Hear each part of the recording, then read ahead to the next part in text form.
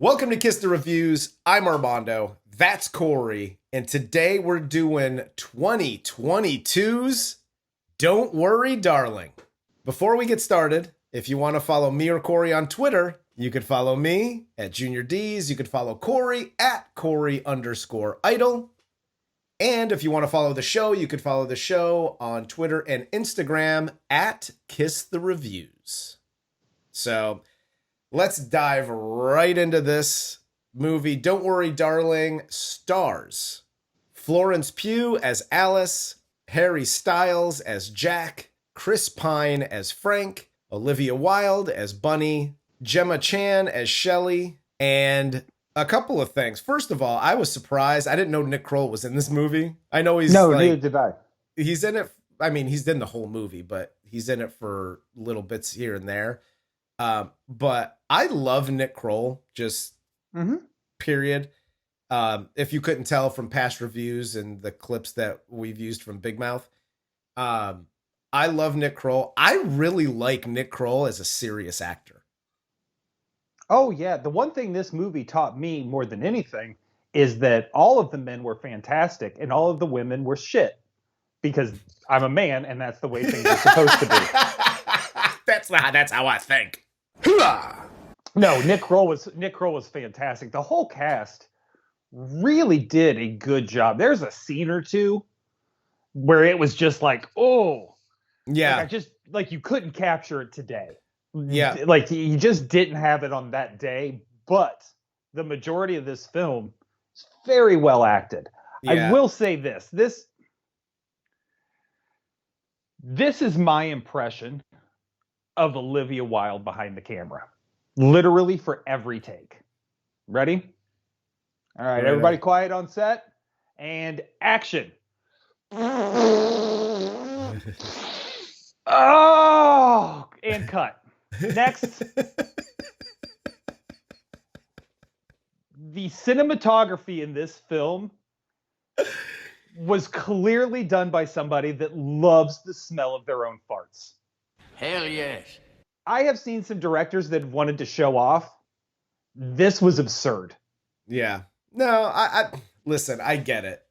And I know I had an idea before, like after you and I kind of talked about this a little bit before recording, that, you know, you had some issues with this, and that's what I thought that it might be.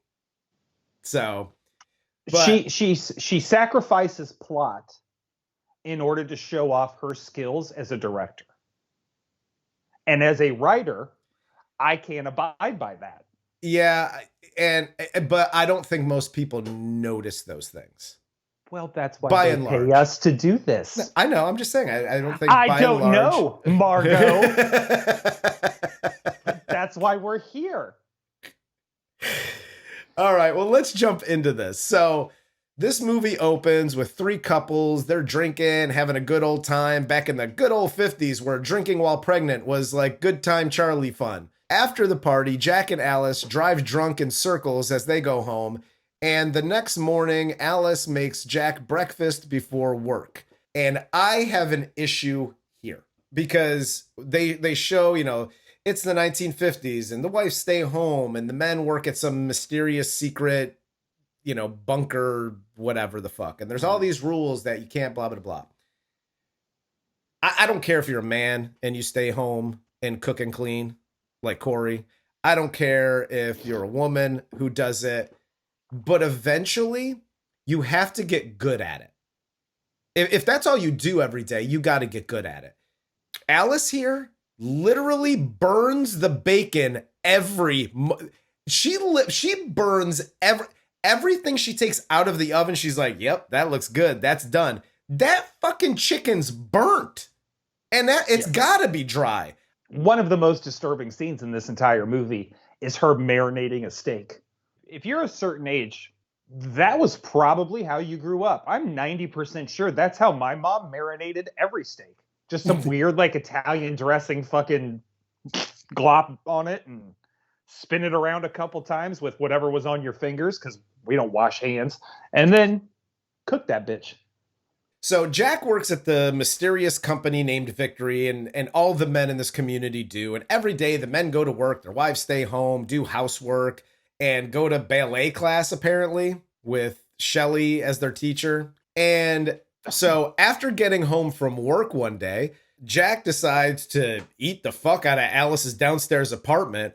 And then we cut to Shelley and Frank's house. Frank is the owner of or founder of this Victory's company that they work for, whatever.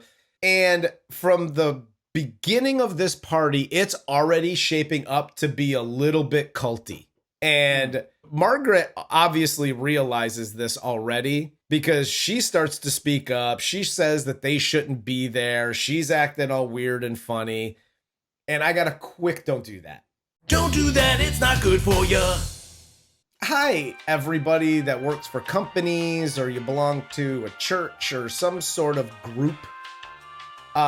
If you're at a party and somebody's having an announcement, they're making this big speech, and they start talking about a new way or changing the world, get the fuck out of there immediately. Don't do what these people do and stay and like, yeah, we're part of something bigger than us. No, you're not. Get the fuck out. I know what happens later in this movie, but if you find yourself in this situation, just leave. Yeah, a couple things here. One, Nick Kroll becomes that guy at the party because somebody's like, oh, I haven't even met Frank. I'd like to meet Frank. And he's like, hey, you be fucking lucky if you even saw Frank, you piece of shit. He's a fucking golden god. You're a motherfucking piece of trash. I fucking hate you. It's like, whoa, dude, calm down, Nick. Like, We're all having a good time. I'm just saying I'd like to talk to my boss one day. That's all. Yeah. And you lose your goddamn mind on him. Number one way you can let somebody know that something shady is happening is to lose your mind over another human being like Nick Kroll does. Yes. I wouldn't talk that way about anybody I know. If somebody's like, man, I'd really like to meet Armando one day. Fuck you! It ain't fucking happening. You don't talk to Armando. Armando talks to you. That's right. After this creepy speech by Frank, Alice goes looking for Jack. She sees Bill trying to get Margaret to stop having a nervous breakdown. He's trying to give her medication. She finally finds Jack in the house, and they get some sexy finger blasting time together while Frank, Jack's boss, comes in and watches for a bit. There's a couple things here. Every time Florence Pugh has a question about anything, Harry Styles pulls a baby boy and is finger blasting or is going down on her. Do they ever have sex? That's what I'm saying, but there's no real sex. So again, this is where I didn't see the twist at the end coming because it doesn't seem like it's his utopia. Yes. Yeah. You know what I mean? If I have my imaginary Florence Pugh wife waiting for me every day, I'm going to fuck every once in a while. Like, that's just me. No, so I don't. He's like, you know what? I get home from work and he is a pure giver. I will give him that. Hey, you know what? That for a psychotic incel, spoiler alert, he is a very giving lover. Absolutely. So we then get some insight into Margaret's backstory while the women talk shit about her behind her back. Margaret has basically become an outcast after taking her son out into the desert, which is one of the rules you can't do. And Margaret says that the company, Victory, took her son as punishment for going out into the desert. We cut to the next morning. Alice is riding a trolley around town. She witnesses this red plane crash in the desert, and she has the driver stop. She rushes into the desert to help, doesn't find the plane, and after walking what seems like for fucking ever, she stumbles upon the Victory headquarters, and after touching one of the mirrored windows, she basically experiences what can be only described as a fucked up acid trip. And then it cuts to her waking up at home and she finds Jack making dinner in the kitchen. Again, it's funny because Harry Styles is a very good actor, surprisingly. And he's incredibly charismatic and charming on screen. I don't give a shit if he couldn't speak a word of English. dude has it. Whatever that it factor is, 100%. he's got it. Yeah. No question.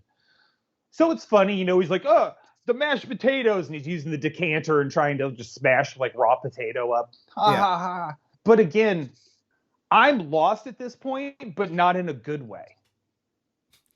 And this is supposed to be somebody's utopia. Whose is it? You know what I mean? And yeah, my final question in this rant, in this portion of the movie rant, is what is the plane? Do you understand what the plane signifies? I don't understand what the plane signifies or what's going on. I know that she's having these fucking fever dreams or whatever the hell of what's showing above. Spoiler alert, what's showing above her in the bedroom. Mm-hmm. So I get all that, but I don't know where the airplane comes into play unless somebody hacks into the system. You know what I mean? Like maybe there's something like weird. I don't, whatever. I didn't really question it because up until this point, Alice is basically having all of these like weird moments. See, I grew up on the X-Files, so I question everything. So, well, and here's why I don't, because she's having all these weird moments that nobody else is experiencing. Mm-hmm. So it's just her. Mm-hmm. The trolley driver may or may not have seen it. We don't know because he's like, I don't know. I only drive on this one road, ma'am. Right. And if that's his utopia, fuck that guy. You just drive a trolley all day.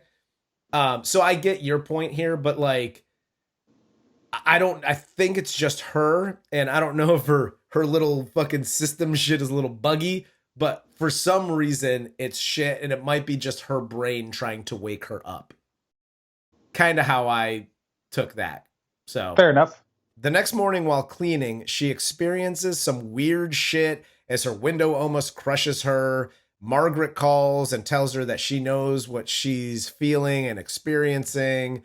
And later during a dance lesson, Alice sees a vision of Margaret banging her head against the mirror. She screams, everyone stares at her, and she runs out.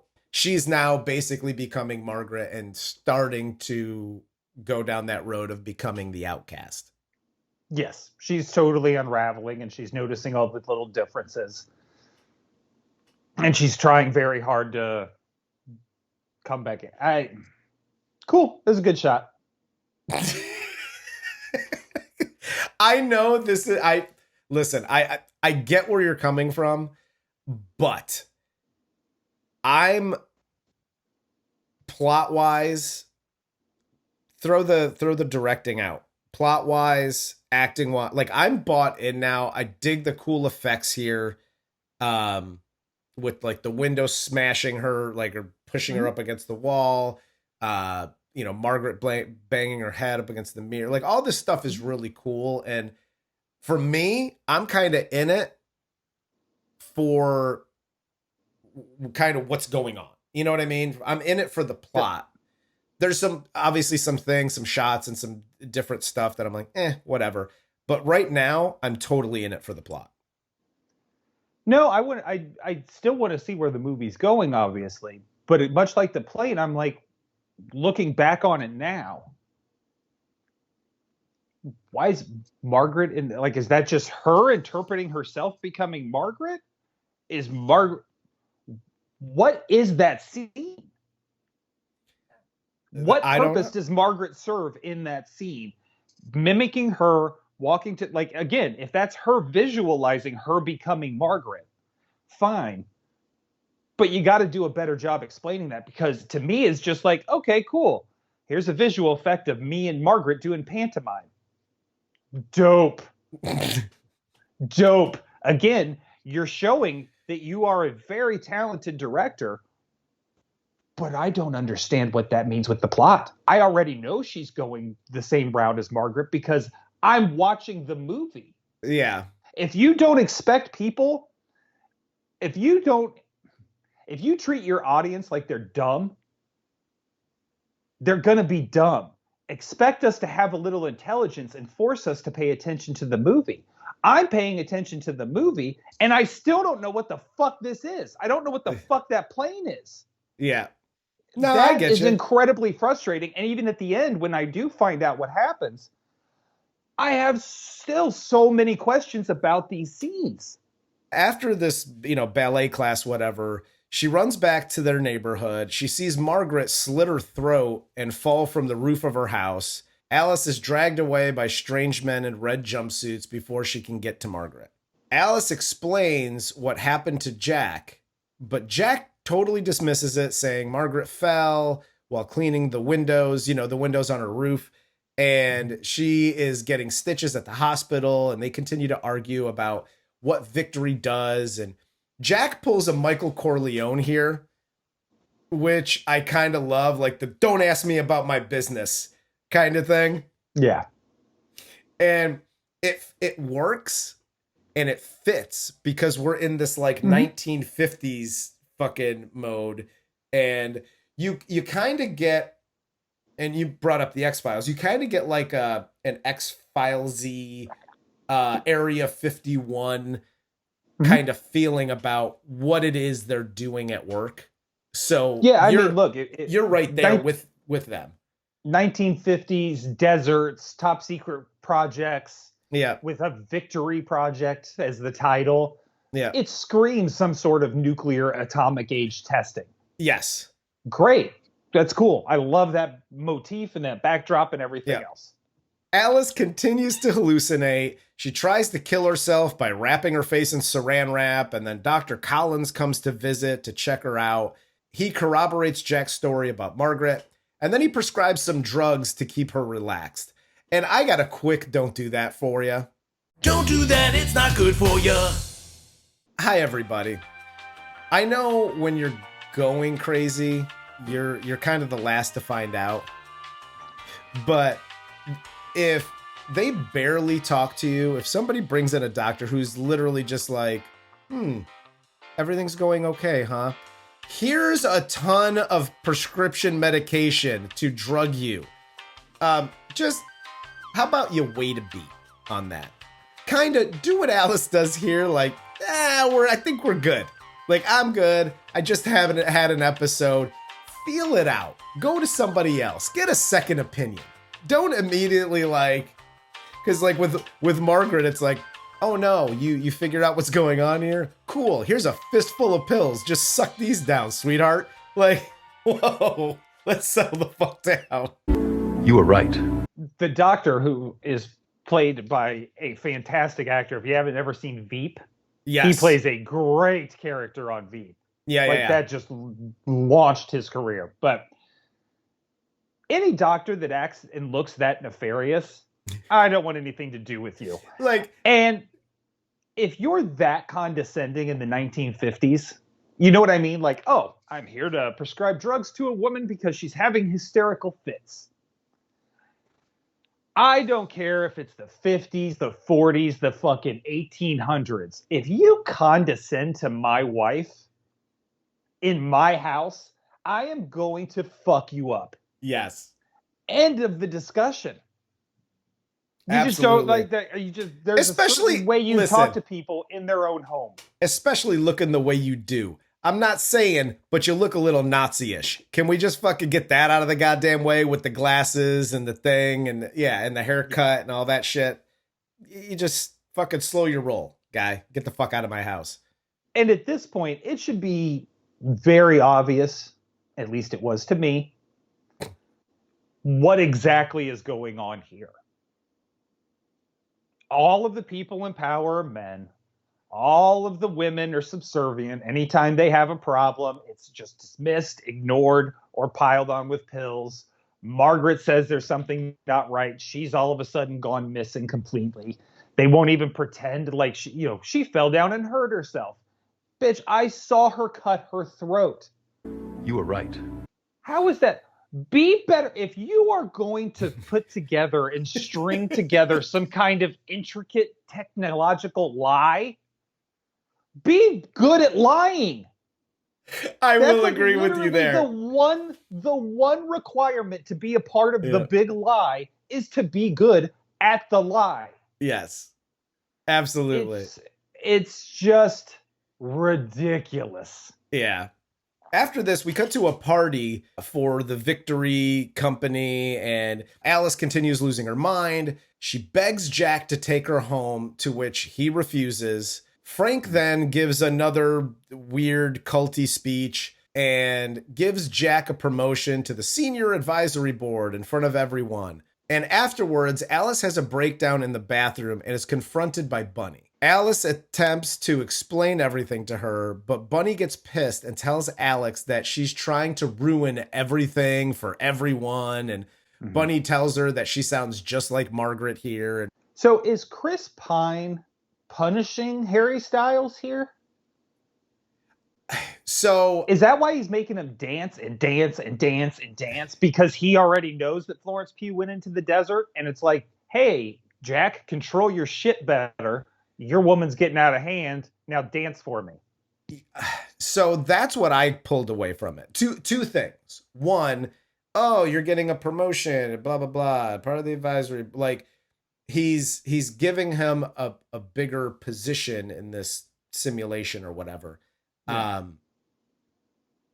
And putting the spotlight on him more, because I think if he thinks if he does that, he'll be able to control Alice better because he wants to just keep up appearances. Right. So there's that for the reason for the promotion. But the whole dancing thing seemed weird. And it may have been a punishment along with, like, it was like, we're celebrating and I'm dancing for an hour. Yeah. And by the way, I don't know if you've ever played any kind of VR game. I don't get tired when my avatar is dancing. It's dancing. So I'm maybe, not. Yeah. So maybe it's just it's a celebration, bitch. It's a celebration, bitch. Harry Styles' face during the dance, like, he looks like, holy shit, are you going to fucking stop this at some point? Yeah. Like, I'm fucking dying. So I'm just confused. I'm not saying it's bad. Yeah, I get that. I'm confused at so many of these little scenes because there is no explanation. Because we got to show Florence Pugh wiping a fucking window pane with the sun coming through her nightgown and you know what I mean? That shot was necessary, not the scene where we explain why Jack's dancing for 45 fucking minutes. That makes total sense. The next night, Alice and Jack invite the rest of the neighborhood, except for Bunny and her husband, Bill, to dinner. Frank and Shelley are also their special guests for this dinner. Frank then creepily speaks with Alice in the kitchen. He tells her that he's sorry Bunny didn't believe her. He also says that he's been waiting for someone like her to challenge him. Pine is amazing. Fantastic. In this. This dinner party is the scene of the movie. This is absolutely. This is what we've been waiting for. Yeah. And again, this is when I really, really was buying into my Frank is Zuckerberg, she's AI, and she is becoming sentient. That is when 100% when I really, like, I figured it out. I got it down. And I was off. Yeah, but I did. It's such a good scene. It's so suspenseful when he's talking to her and he's explaining how he knows and how it's all fucking jokes. You know, like, you can't win. Yeah. And then her deciding I'm fresh out of fucks and sauntering up to that table and taking Harry Styles' seat away from him. Dude, it's so great. And all the way through, like, she starts, pointing out like little inconsistencies with where they live and what's going on and blah, blah, blah. And the back and forth, and Frank with that weird wry smile, like loving it. He's like, I know what you're doing, and this is fucking awesome. Like, he's there for every second of it. He's just like, watch this now. And then just makes her look like a fucking psycho as everybody's like, all right, time to get the fuck out of here.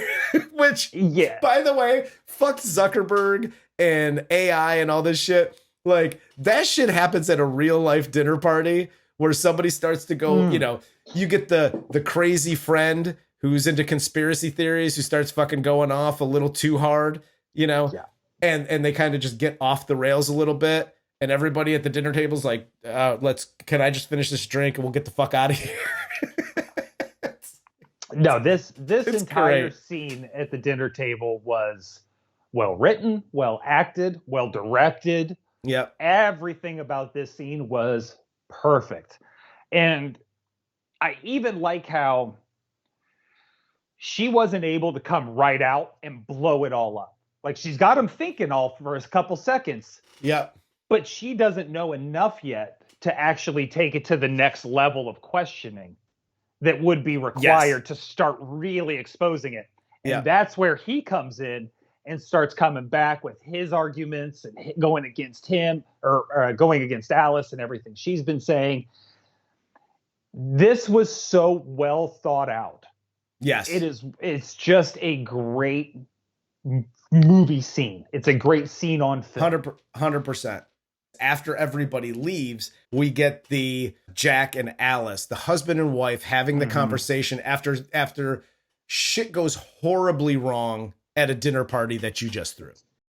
And she's emphatic about getting the fuck out of this place. And we'll go back and I don't care. You'll find another job, you know, whatever the fuck. So she talks to him about leaving Victory. And by the way, this is how you pitch something to a significant other. We've talked about this in a number of recent movies. She builds him up so big here. You are an amazing person. You are the reason, Victory is doing so well. And Frank, like, she is building him up just to give him one ask. Oh, and that's if you're going to try to pitch something to a significant other, watch this scene, because this is how you do it. So, because she's letting him know right away, like, I am your ride or die. Yes. I just don't want to die here, and we're about to die here. Yes, exactly. So, like, I agree with you. This was good. This was, however, I will say this. This is one of the few times where I was watching this where I was like, ugh, didn't get the right cut here for the take. I don't know if you meant to use take 22 and not 23, but you used the wrong one. Yeah. Because Florence Pugh starts this off very emotional, how she should be, right? Like, shit is going down. This is falling apart. Please, you have to listen to me. Like, you are the person I trust more than anyone else on this planet. I need you to hear me and listen to what I'm saying and just go with me for this one time. And there's one scene where she's standing and she's talking, and then she goes over to him, she sits down, she holds his hands, and she starts talking. And it is so fucking flat and emotionless that it's just like, ugh. And I'm not saying it's not the whole scene. Yeah. It's not the whole, and I'm not discrediting anybody's talent by any stretch. But I guarantee you, if you go back and watch, when she crosses the living room, sits down in front of him and grabs his hands, the next 5 to 6 sentences out of her mouth are flat as fuck. I didn't notice it. I didn't notice it first time around. I'll have to go back and take a look at it. I was actually trying very hard to pay attention to this movie and follow everything that was happening, because I really wanted it to be good. I wanted to be wrong about how this movie was going to be. And I wasn't. So they pack their shit, and when Alice gets to the car, Jack pulls some cold-blooded shit, lets her be taken away by Frank's men in the red jumpsuits, and once again, okay. And this is, if there's one thing I didn't like about this, like, I get what's coming up at the end. But you were just chowing box. You were just, finger blasting her in your boss's house. Everything up to this point has led me to believe that you are the ride or die. Each. All the other couples have little issues, and you see but you two together And other couples make comments like, oh, you shouldn't live next door to them because all they do is fuck. And like and then you pull some cold-blooded ass shit like this. You know what I mean? Like, that is, if there's one thing that I didn't like, it was that. Yes. I'm so sick and tired of people, and I don't mean like writers, like the screenwriter, but just in general people, not understanding words. If you tell somebody you love them, you don't turn them over to strangers in red jumpsuits. And you literally don't do it while sitting in your car crying like a fucking simp bitch. Yeah. Grow the fuck up and be like, look, this is all great. I think you're crazy, so they're coming to take you away. I'll come and visit you in the hospital. But this, where they drag her out of the car? Yeah.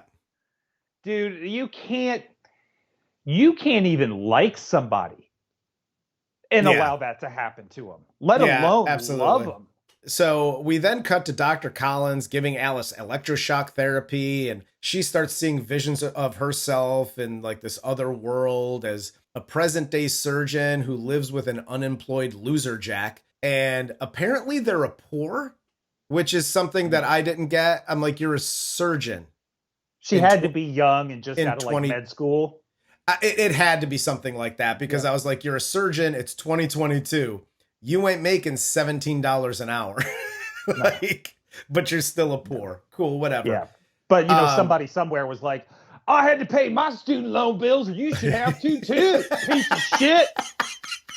Because nobody's allowed to have anything good because you didn't. We cut to Alice then returning to Victory, apparently fully cured.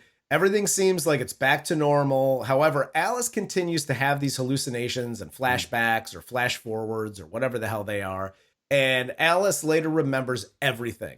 Victory's a simulated world created by Frank. Jack kidnapped her, forced her into the simulation so they could live this perfect life together. And when Jack realizes that she knows the full truth, he tells her that he did it for her because she was miserable in her real life. And Alice loses her shit because Jack took away her autonomy. Which, come on, women, lighten up. We did it for you.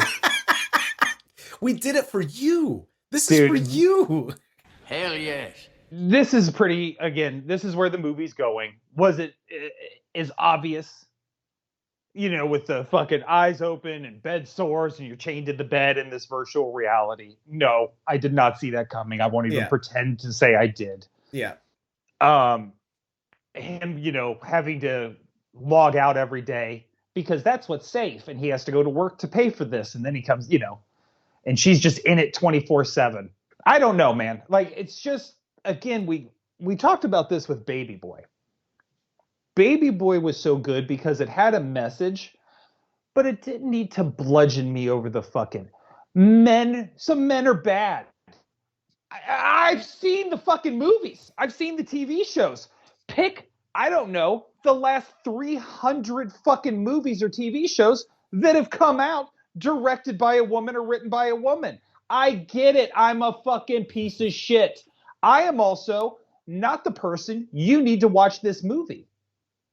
The person you need to watch this movie isn't ever going to watch this movie because it was directed by a female. Message! This could have been so much better. And your message didn't have to be so blatantly obvious. And you didn't have to try and trick me by putting Harry Styles in a patchy beard and long hair. The fuck? He still looks like Harry Styles. He's the most attractive, gross, like unshowered man I've ever seen. and again, this is where we go. It's virtual reality, right? Yeah. He got to program himself being a professional Englishman. So if you can do that, just make him a fat dumpy fuck who kidnaps Florence Pugh. And in this thing, he is Harry Styles. Because then it seems more disgusting when he's going down on her and he's fingering her and he's doing all this sex shit with her because there's no fucking way those people would ever be together. Yeah, that's fair. Jack has figured out that Alice knows the truth. he tries to squeeze her and I guess kill her, whatever. Alice grabs a glass, kills Jack, which kills him in the real world. Bunny finds Alex with Jack's body, explains that she knew that Victory was a simulation, but she chose to stay so she could be with her children, who apparently died in real life. So Bunny tells Alice to run because they're going to kill her. Again, I understand not everything is all good or all bad. But to me, this would be more of a Bunny kind of place and a Bunny tool, and you'd have more of those people here than you would incels kidnapping their girlfriends. Is it possible this story is true? Yes, it is. The other wives gradually begin to realize the same truth. Their husbands start to panic. Shit starts going bonkers here. Alice steals Jack's car. There's a mad dash to the Victory headquarters. She's chased by Dr. Collins, Frank's men. There's a big crash. They all die. We then have Shelley stabbing Frank here, saying it's now her turn. And then we get Alice making it to Victory headquarters where she sees a vision of Jack asking her to stay. Then Alice gets to the mirrored windows right before Frank's men get to her. Cut to a full-on acid trip and then to a black screen. And the movie ends with the sound of Alice gasping for air, basically implying that she escaped from Victory. Yes. Because that's how, like, you had to realize that you weren't in reality and you had to accept a reality back into your eyes to come back, which is why people and all that shit. Yeah. I don't understand why Alice, understanding, started breaking the other women out of it. I don't get it. There's a few little things here where I'm just like, but why? I know where we're going now. Cool, break out. Yeah. But why are these things, why is she crumbling the whole system all of a sudden? So, and if she has the ability to do that, if there is a glitch in the system, a glitch in the matrix that can crumble the whole thing, why would Frank encourage her to challenge him? So I got an answer for that. Because she could have crumbled that. I got an answer for this. Okay. That, not that it's going to be, I'm going to say it and you're going to go, oh, I love this movie, the best movie ever. But, sure. So a couple of things, just from being in not the tech world, but like just in corporate America, and I know how shit works, especially with these guys like Musk and Zuckerberg and yada, yada, yada, yada, yada. You have here's a product that we just created. Let's call it Zuckerberg, right? Mm-hmm. And it's this metaverse and we're going to blah, blah, blah. Because Victory's this little community, they had this like tiny rollout, go to market kind of thing. Let's test this. Like these are the test subjects because the community's not that big.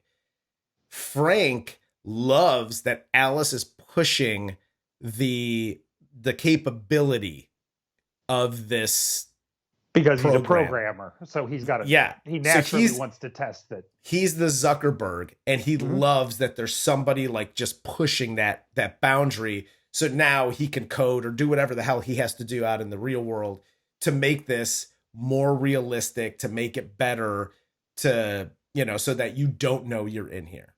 Right. Kind of thing. So that's what I loved about the Frank character, and especially with how creepy he was and whatever, because he's the maniacal, like, I almost want things to start to break so that I can fucking fix it. So now we're working on real-time scenarios of shit. So why is she able to break it? That's not explained. Okay. Like, it could just be an anomaly. It could be that she's strong or strong-willed, strong-minded, or her boyfriend, husband, whatever Jack is such a goddamn dipshit, and she's been wanting to leave him for a minute now because I'd want to leave him too, even though he looks like Dirty Harry Styles. She might not be fully bought in, even though you got the programming and all that bullshit. Yeah. That's kind of how I looked at it. So a couple of things. And I know looking at this and doing these reviews as we do, you tend to take more of the critical eye approach. And so if there are inconsistencies, we typically will point them out. With this though, because the plot was so good, I think, like, I literally at one point, I set the laptop down and I'm like, all right, the visuals were great. Like, these acid trippy dreams were really good. Because I liked the plot, I just put the laptop down and was like, all right, I'm just going to enjoy this. So I didn't look at it with as much of a critical eye. I just kind of enjoyed the journey. Mm-hmm. If I had to go back and rewrite anything, since, you know, we like to storyboard here, what I would have changed is the amount of people that are in there for different reasons. Going back to what you said, because I love everything about this movie. I thoroughly enjoyed it. But I would have changed from, like, men bad to, yeah, there's some fucking horrible dude. Like, we get it. I don't give a shit. Like, I'm not one of them, but yeah, they're fucked up. So you could have those people. You could have people like, more people like Bunny, who are there for sentimental reasons. Everybody's got their individual reasons why they're there. Yeah, I mean, look, this... Because it seems like every wife was kidnapped except for Bunny and her husband. Because they both went, our kids died, so we want to be in here. And they're the only people like that. Everybody else is an incel that basically kidnapped their girlfriend or somebody. You were right. That was the part that waned on me. And it's not just this movie. It's not just because it's Olivia Wilde. Look, like you said, I love Olivia Wilde, to be perfectly honest. I went into this with a critical eye, because that's my job. Yeah. And I also went into this not knowing anything about this movie. Same. Other than the fact that it was a movie and the 50s and I'd seen a preview, but I didn't want to dive into it. Had it not been for the show, this would have taken me a long time to watch it. Same. It is well acted. It is well written. It is beautifully shot. The colors are all pretty and it's very cinematic. I have zero problem with any of that. Like you said, had you broadened the world out, even in a beta test, where you have different people in there for different reasons, yep, fine. But anytime you're going to focus a message on something like that, a social issue, a cultural issue, especially one that is so fucking, like men and women right now, race and Me Too movement, you know, cops killing black people, all of the shit that this world, if you bludgeon people over the head and you make that the focal point of your movie, you have to be able to be more subtle than it was here. Because if you go back and watch this movie now, yeah, Jack is so overwhelmingly controlling. Yes. Jack is so overwhelmingly in charge. Florence Pugh has no say in her life. It's clear. Yeah. And again, I'm not saying it's a bad movie or anything like that. It ruined it for me. All I'm saying is there could have been more care taken in how the story was told. And you could have had something like that where Bunny's like, no, I want to stay because of this. And another person, well, I'm staying because of this reason and that reason. You were correct. And I'm not saying don't have a message. Just don't beat me over the fucking head with it. No, we've talked about that. Subtle. Make we've it talked subtle. about So when that. I suggest to the incels I know in my life, and I say, hey, man, you should check out this movie so I can subtly deliver a message to them. Yeah. They don't come back on me. Making me watching this pro-women shit. I ain't wearing no pussy hat, you bitch. It's not what it's about. Yeah, but no, I see that. We've talked about it in other movies too. Yeah. And even if it's just scenes or parts, like the first act, or it's typically the third act. Here's the third act. Here's your lessons learned and message. If the message is too heavy, it takes away from the movie. And not to be like, you can't have any messages like you said, but the point of the movie is to escape the bullshit that we go through on a day-to-day at work, at school, at home, whatever the fuck it is. It's sports is like that. Sports is just supposed to be a break. And, people take that too seriously, and messages and the movies. That's why I enjoy, the Marvel movies. And there's obviously messages in every single one of those. But like you said, Sure. It's not a fucking punch in the face. Like, do you get it, asshole? And I'm like, well, I get it because I have a brain and I think I'm a good person. So yeah, I totally get it, but that's not for me. Go hit somebody else in the head with a bat. I totally get what you're saying. With all of that said, I still really enjoyed this movie. And if you're watching for me, a suspense thriller type of movie, and you just want to enjoy a ride, if you just sit back and let it happen, I think this is a very good movie and I think you'll enjoy it. If you start looking into, and you're one of those types of people that are like, ugh, with this bullshit. Because I'm like that from time to time. If you're like that all the time, you're probably not going to enjoy this film. I happen to really like this. I would much rather go back and watch The Handmaid's Tale because they are at least honest and upfront about what the story is they're trying to tell. The only difference for me is with Don't Worry, Darling, there was a close-up on burnt bacon and eggs. In Handmaid's Tale, 90% of it was a close-up of June. Yeah. And I'm talking extreme close-up, top lip to eyebrow. Like, I displayed emotion there. I'll take the close-up on the bacon, the burnt bacon, versus the close-up on June's face, because I don't need to see up her nose. I just don't. It's just not for me. You were right. Oh, well, we'll end on that note. For Corey, I'm Armando. This is Kiss the Reviews, and this was 2022's Don't Worry, Darling.